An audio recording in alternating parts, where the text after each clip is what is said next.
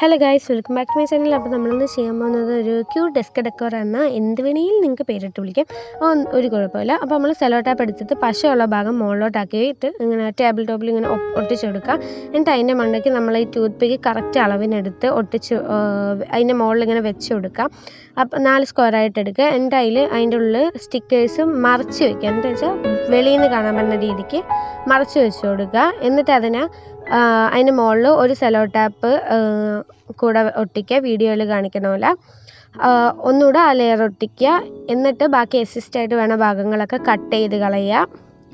എന്നിട്ട് അതിനൊരു സ്ക്വയർ രൂപത്തിലാക്കുക. എന്നിട്ട് അതിൻ്റെ അവസാനം ഒട്ടിക്കാനുള്ള ഭാഗത്തിൽ വീഡിയോയിൽ കാണിക്കണ പോലെ സെലോ ടാപ്പ് വെച്ച് ഒട്ടിക്കുക. പിന്നെ അതിൻ്റെ ടോപ്പ് പോർഷനിൽ നമ്മൾ